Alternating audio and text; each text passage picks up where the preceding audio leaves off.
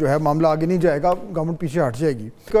Battle lines draw ہوئی ہیں, وہ تو کلیئر ہیں, اور چاہے وہ اسٹیبلشمنٹ ہو چاہے وہ گورنمنٹ ہو, جو رویہ اس وقت ہمیں نظر آ رہا ہے پی ٹی آئی کی طرف, اور بہت حد تک اب سپریم کورٹ یا جوڈیشری کی طرف بھی, وہ معاملات کو بہتر کرنے کا کوئی اندیا تو نہیں دے رہا.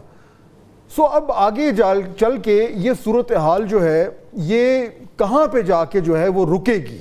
یہ جو سلائیڈ ہمیں نظر آ رہی ہے, what is the worst that could happen and what is the best that could happen?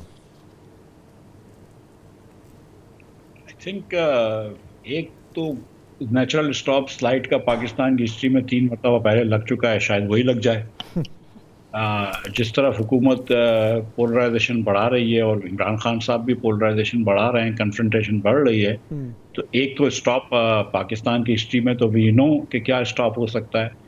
دوسرا اسٹاپ جو ہے وہ یہ ہے کہ معیشت کی ایک دم تباہی ہو جائے, اور مہنگائی بڑھ جائے, اور مفلسی بڑھ جائے, اور غربت بڑھ جائے, اور ان امپلائمنٹ بڑھ جائے. بجلی کے بل اس وقت غریب اور مڈل کلاس نہیں دے سکتے, پھر امیر لوگ بھی نہیں دے سکیں گے.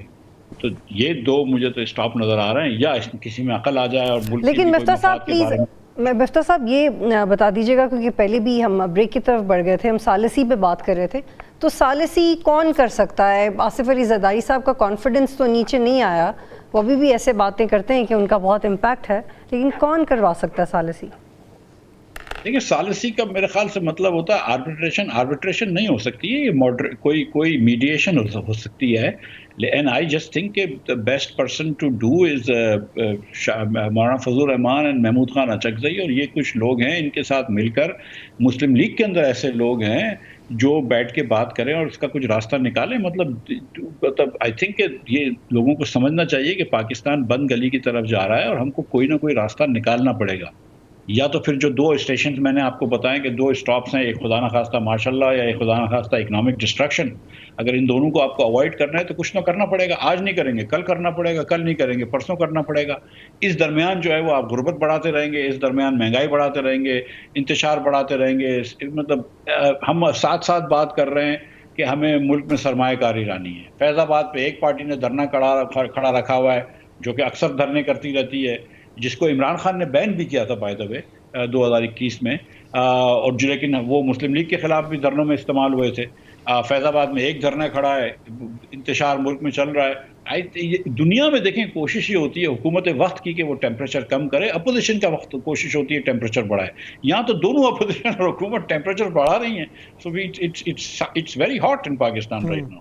اس میں سے اگر ڈاکٹر مفتاح اگر اس سے باہر نکلنا ہے اس سارے مسئلے سے, سو یا تو یہ کوئی سیٹلمنٹ ہو, کوئی ڈیل ہو جس کے مطابق گورنمنٹ جو ہے وہ اپنا ٹائم پورا کرے, اس کے بعد الیکشن ہو اور پھر دیکھا جائے جو بھی جیتتا ہے وہ آ کے اقتدار سنبھالے.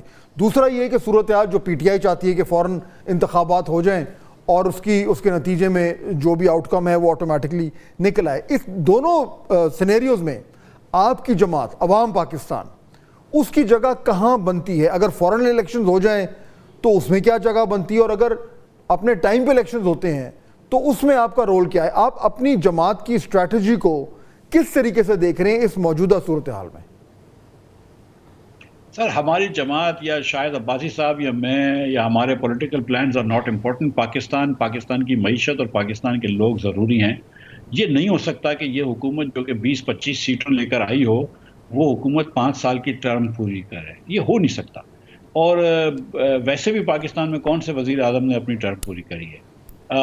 خان صاحب کا اگر یہ ریکوائرمنٹ ہے کل الیکشنز ہو جائیں تو یہ بھی نہیں ہوگا. تو ایک ان کا کوئی بیچ کا راستہ نکالنا ہوگا, سے 25 کے اینڈ پہ الیکشن ہو جائیں, 26 کی بگننگ میں الیکشنز ہو جائیں, کوئی نہ کوئی طریقہ کار نکالنا ہوگا. And we would like it irrespective of what happens to our political party. ہم یہ چاہیں گے کہ پاکستان کے اندر کوئی فیصلہ ہو جائے, کوئی کنسیلیشن کا پروسیس شروع ہو جائے اور کہیں پر جا کے بیٹھے تاکہ ملک کی اکانومی چلے.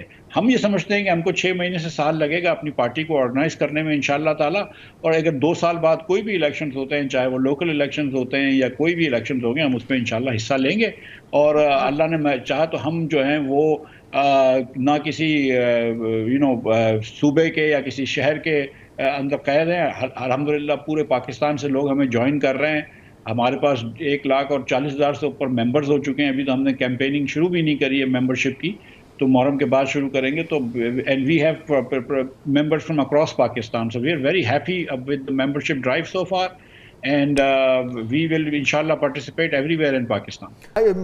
مائکرو اکنامک سٹیبلٹی کا کچھ تھوڑی سی شروعات نظر آنی شروع ہو گئی ہیں, انفلیشن کم ہو رہی ہے, ڈالر ریٹ جو ہے وہ سٹیبل ہے, آئی ایم ایف سے $7 ارب کا معاہدہ ہو گیا ہے, تو گورنمنٹ کا نقطہ نظر تو یہ کہ اب تو معاملات بہتری کی طرف جا رہے ہیں اور جو اکانومی ہے وہ سٹیبل ہوتی جا رہی ہے, تو اب ہمیں کیا ضرورت ہے اس طرح کے جو ہے وہ کمپرومائز کرنے کی؟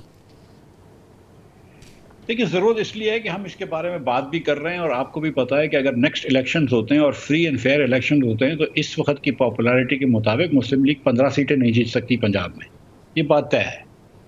جو پارٹی کا فوٹے پنجاب تھا اور جو 1985 سے وہاں پہ جیتتے آ رہے ہیں وہ 15 سیٹیں اس وقت جیتیں گے پنجاب میں, 10% سیٹیں بڑی مشکل سے جیتیں گے.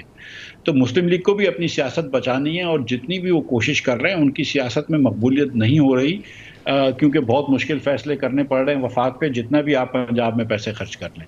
تو مسلم لیگ کے لیے بھی اچھا ہے کہ آپ ایک نیشنل یونٹی گورنمنٹ بنا لیں.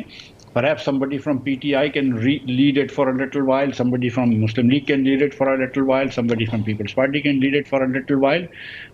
Na Imran Khan صاحب, na Shehbaz Sharif, لیکن somebody like Umar Ayub یا whatever, کوئی moderate سے آدمی کو کہیں کہ لیڈ کرے, 1-2 سال تک وہ لیڈ کرے, تھوڑا سا مسلم لیگ اپنا پولیٹیکل کیپٹل ریگین کرے اور 2-3 سال بعد الیکشن میں چلے جائیں. یہ ایک اس کی پاسبل آؤٹ لائن ہے سلوشن کی.